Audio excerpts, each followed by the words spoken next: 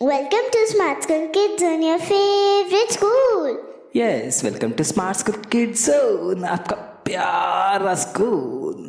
आणि आज आपण पाहणार आहोत भारताचा राष्ट्रीय पक्षी कोण आहे? मोर. बरोबर. पण काय तुम्हाला माहीत आहे भारताचा राष्ट्रीय पक्षी मोरच काय ते आणि मोराचीच का निवड झाली असावी ते? आजच्या व्हिडिओमध्ये आपण तेच जाणून घेणार आहोत. त्या अगोदर तुम्ही आमच्या साईटला व्हिजिट करा, जिचं नाव आहे smartschool.infolips.com. स्पोर्ट्स साईट folispsports.com, मराठीचे सर्व काही, मराठीरंग.com, अँड्रॉइड एज्युकेशनल गेम आणि क्राफ्ट चॅनल यांची लिंक आम्ही डिस्क्रिप्शनमध्ये दिलेली आहे, जरूर जाऊन चेक करा. तर करूया आजच्या व्हिडिओला सुरुवात. द मॅजेस्टिक पीकॉक, ऐश्वर्यशाली मोर, भारताचा राष्ट्रीय पक्षी आणि शाश्वत कृपेचे प्रतीक. बघूया. 1 फेब्रुवारी 1963 रोजी भारताने मोराला राष्ट्रीय पक्षी म्हणून मुकुट घातला.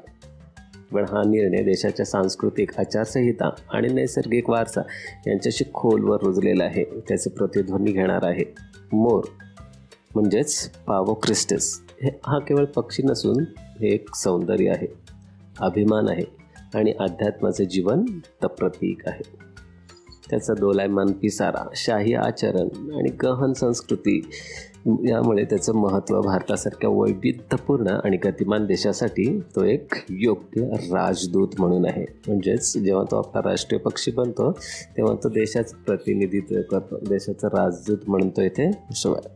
पण इतर पक्ष्यांपेक्षा मोराचीच निवड का झाली ह्याचं उत्तर अजून मिळालेलं नाही आहे. तर त्याचंच उत्तर आता आपण ह्या व्हिडिओमध्ये घेणार आहोत. पहिलं आपल्याला सांगता येईल दंतकथा आणि वैभवात अडकलेला हा पक्षी, म्हणजे त्याचं वैभव काय होतं आणि त्याच्याविषयीच्या दंतकथा. जसं भारतीय संस्कृती आणि पौराणिक कथांशी मोराचा संबंध खूप काळापासूनचा आहे. हिंदू पौराणिक कथांमध्ये मोर हे दैवत आणि अध्यात्मात याचं खूप वर रुजलेलं त्याचं संबंध आहेत. प्रेम आणि शहाणपणाचे मूर्तिमंत प्रतीक म्हणून श्री भगवान यांच्या मुकुटावर मोराचं पीस शोभून दिसतं, नेहमीच असतं. हे पंख केवळ एक अलंकार नाही, तर हे एक सौंदर्य आहे आणि शहाणपणाच्या सामंजस्याचं ते प्रतीक आहे. भारताच्या तात्विक परंपराशी तो समतोल साधतो. अजून काय तर मोर हे युद्ध आणि विजयाचे देवता म्हणून समजले जाणारे भगवान मुरुगन यांचं वाहन आहे. म्हणजे कार्तिकेय, भगवान कार्तिकेयांचं गणपतीचे भाऊ माहिती आहेत ना, कार्तिकेय, त्यांचं हे वाहन आहे.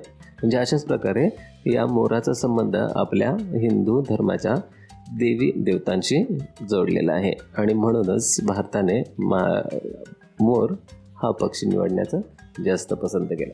तर हे एक कारण झालं. बरोबर. अजून काय आहे तर दुसरं कारण काय असू शकेल की मोरच का निवडला, तर ते जाणून घेऊया त्याचा इतिहास. म्हणजे भारताने जेव्हा स्वतःचा राष्ट्रीय पक्षी घोषित करण्याचा विचार केला तेव्हा त्यांच्यासमोर एक आणि एकच पर्याय उपलब्ध होता आणि तो म्हणजे मोर. मग यात इतर स्पर्धकांपेक्षा मोरालाच त्यांनी का निवड दिली असावे, तर त्याचा दुसरा ऑप्शन आहे आपल्याला, म्हणजे त्याचं संपूर्ण भारतभर वास्तव्य. म्हणजे जसं केरळच्या हिरव्यागार जंगलापासून राजस्थानच्या रखरखीत वाळवंटापर्यंत भारताच्या पूर्व, पश्चिम, उत्तर आणि दक्षिणेला सगळ्याच दिशेला मोर आढळतो. देशाच्या विविध प्रदेशांना एकाच छताखाली तो एकत्रही करतो. त्याची व्यापक उपस्थिती हेच खरोखर या पक्षाला राष्ट्रीय प्रतीक बनवतात. तर हा झाला आपला दुसरा मुद्दा. अजून काय सांगता येईल, त्याची अद्वितीय ओळख.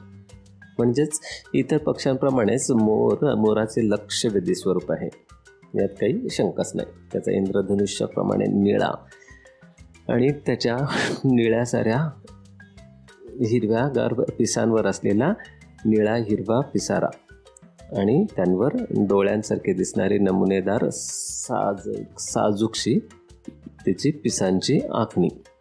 एक दृश्य जणू देवाचा अनोखा चमत्कार असल्यासारखे वाटते. त्याचे हे वेगळेपणच त्याला इतर पक्ष्यांपेक्षा अधिक दावेदार म्हणून उभं करतं. त्यामुळेच तो भारताचे प्रतिनिधित्व करण्यास जास्त सक्षम वाटतो.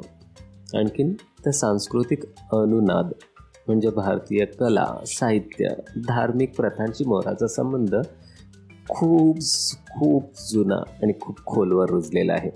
त्यामुळे तो एकमात्र स्पष्ट पर्याय बनला. मुघल चित्रांपासून ते शास्त्रीय नृत्य प्रकारांपर्यंत मोराने असंख्य कलात्मक अभिव्यक्तींना प्रेरित केलेले आहे, जे राजशाही, दैवत्व आणि नैसर्गिक सौंदर्याचे एक प्रतीक आहे. आणि त्यामुळेच मोर हा निर्विवाद एक पर्याय बनला. अजून काय सांगता येईल? तर आंतरराष्ट्रीय आच्छादन नसणे म्हणजे काय? ते मोर इतर देशांच्या राष्ट्रीय पक्ष्यांचे साम्य नाही. म्हणजे इतर कोणत्याही देशाचा मोर हा राष्ट्रीय पक्षी नाही. त्यामुळे तो अजून आपल्याला सुखकर झाला की आपल्या देशाचा तो राष्ट्रीय पक्षी बनू शकतोय, है ना.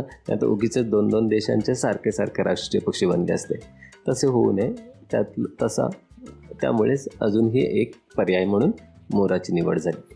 अजून काय? तर प्रतिनिधित्वाची सुलभता, म्हणजे त्याचं भव्य स्वरूप आणि दोलायमान आकर्षक रंग मोराला अधिकृत चिन्हे आणि शिक्के आणि दस्तऐवजांसाठी एक आदर्श विषय बनवतात. म्हणजे आपलं जर भारताचे चिन्ह बनवायचे असतील, शिक्के बनवायचे असतील, दस्तऐवज, तर ते बनवण्यासाठी मोराचा वेगवेगळे कलर हे त्याला जास्त उपयोगी ठरतात, ज्यामुळे तो सहज ओळखता येतो आणि त्याचे स्वरूपही साजरे वाटते. ते हे चिन्हांसाठीही तो सहजपणे ओळखता येणार आहे आणि म्हणूनच त्याची निवड करण्यात आली. मोराचे आकर्षण. मोराला पाहणे म्हणजे डोळे, मन आणि आत्म्यासाठी एक मेजवानी असते. मोराचे सर्वात मोहक वैशिष्ट्य म्हणजे निसंशयपणे त्याचा विलक्षण पिसारा.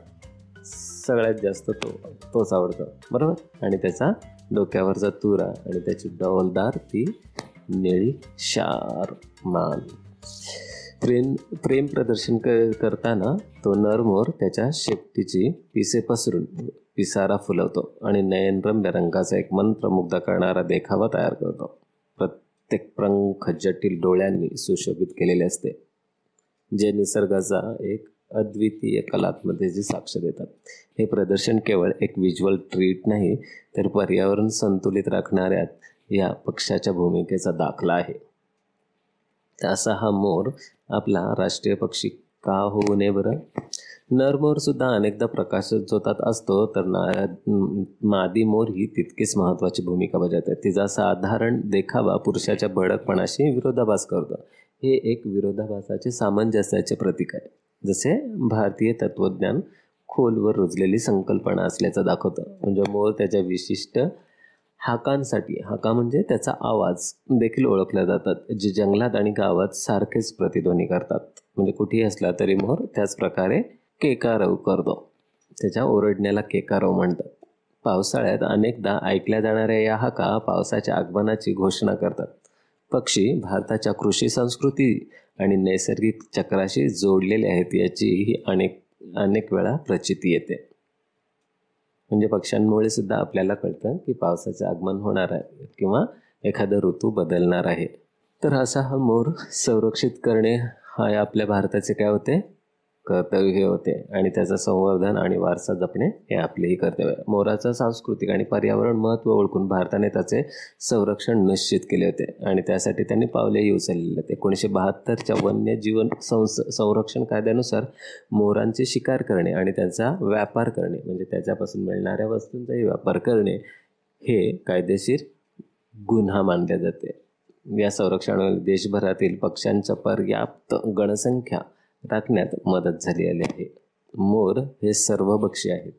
म्हणजे ते कीटकही खातात, बियाही खातात, फुलंही खातात आणि लहान प्राणीही खातात. घनदाट जंगलापासून ते शहरी भागांपर्यंत विविध वातावरणात त्यांची अनुकूलता आहे. त्यामुळे त्यांना कुठेही अन्नधान्याची किंवा पोटाची भूक भागवण्यासाठी पर्टिक्युलर एखाद्या ठिकाणी राहण्याची गरज नाही. त्यांची ह्याच लवचिकतेमुळे तो अष्टपैलू गुण दर्शवतात. ही अनुकूलता, विविधता आणि बदलांमुळे होणारी भरभराट भारताच्या स्वतःच्या क्षमतेचे प्रतिबिंब आहे. म्हणजे जसं भारत आपली स्वतःची भरभराट करत चाललेले आहे, त्याप्रमाणेच त्याचे हे प्रतीक वाटतं. मोराचे वैभवाचे साक्षीदार आता म्हणजे मोर आपल्याला कुठे कुठे भारतात बघायला मिळतो त्याविषयीचं बघूया. मोरांच्या नैसर्गिक अधिवासात त्याच्या जादूचा अनुभव घेण्यास उत्सुक असलेल्या अनेक लोकांसाठी भारत हे एक चांगली संधी तयार करून देतो. त्यामुळे भारताने जशी राष्ट्रीय उद्यान आहेत, राजस्थानमधील रणथंबोर नॅशनल पार्क आणि उत्तराखंडमधील जिम कॉर्बेट नॅशनल पार्क ही इतर वन्यजीवांप्रमाणे मोर पाहण्यासाठी प्रमुख ठिकाणे आहेत. आणखीन एक अभयारण्य म्हणून आहे वन्यजीव अभयारण्य, ते राजस्थानमधील भरतपूर पक्षी अभयारण्य. तिथेही आपल्याला मोर पाहायला मिळतात. जे विविध प्रजातींसोबत मोहोर पाहण्याची चांगली संधी उपलब्ध करून देतात. अजूनही काही गावे आहेत ज्या ठिकाणी ग्रामीण निसर्ग चित्रांमध्ये मोर पाहायला मिळतो आणि त्यातलं एक गाव आहे पुण्याजवळचं मोराची चिंचोळी. बरोबर, येथे मोर मुक्तपणे फिरत असतात, ग्रामीण निसर्गाशी अखंडपणे मिसळतात. त्यातील गाववाल्यांसोबत ते चालतात, फिरतात, त्यांच्या अंगणात येऊन त्यांच्याच शेतातील दाणे खातात आणि तेथीलही लोक त्यांना आनंदाने ते देऊही करतात. तर अशा प्रकारे मानव आणि निसर्गाशी सुसंवाद साधणारे हे सहजीवनाचा साक्षीही देतात. पहा मोराचं किती महत्त्व आहे भारत आणि भारतीय संस्कृतीमध्ये. असा हा अनमोल मोर भारताचे कालातीत प्रतीक का बनू शकत नाही? मोर हा केवळ पक्षी नसून तो त्या पक्षापेक्षा जास्त आहे. ते भारताच्या आत्म्याचं प्रतिबिंब आहे. त्याचा दोलायमान पिसारा मनमोहक रंग देशाच्या सांस्कृतिक विविधतेची प्रतिमा दर्शवतो. त्याची सुंदरता भावनेला मूर्त रूप देते. त्याचे पौराणिक संबंध आपल्याला भारतीय परंपरामध्ये अंतर्भूत असलेल्या सनातन संस्कृतीची आठवण करून देतात. जेव्हा आपण मोराचा वारसा म्हणजे मोर म्हणून एक क्षण साजरा करतो तेव्हा आपल्याला आपल्या नैसर्गिक वारशाचं जतन करण्याची महत्त्वाची आठवण करून देत असतो. मोराची कहाणी केवळ पक्षाची नाही, तो आपल्या राष्ट्राची ओळख आहे. ही त्याची मूल्य, सुसंवाद आणि सौंदर्याची बांधिलकी याबद्दलच आहे. म्हणून पुढच्या वेळी जेव्हा पण तुम्ही पावसात नाचताना मोर पाहाल तेव्हा भारताच्या शाश्वत आणि कृपेच्या जिवंत प्रतीकाचे कौतुक करण्यासाठी थोडा वेळ नक्की घ्या आणि त्याचे भरभरून स्तुती करा. कारण तो पक्षीच असा आहे, नवे तो राष्ट्रीय पक्षीच असा आहे की त्याचे कौतुक केल्याशिवाय मन राहत नाही. तर ही होती मोर आणि आपला देशाचा राष्ट्रीय पक्षी बनण्यामागची कहाणी. तुम्हाला आवडली असेल तर नक्की लाईक करा आणि तुमच्या मित्रांसोबतही शेअर करा. कारण ही माहिती प्रत्येकापर्यंत पोचणे मला तरी वाटतं आवश्यक आहे. आणि अशाच प्रकारची ज्ञानवर्धक माहिती मिळवण्यासाठी तुम्ही आमच्या चॅनलला सबस्क्राईब करून ठेवा. व्हिडिओ आवडल्यास नक्की लाईक करा. पुन्हा भेटूया एका नव्या व्हिडिओमध्ये. तोपर्यंत बाय. हसा, खेळा आणि मजेत शिका स्मार्ट स्कूलसोबत. Bye bye.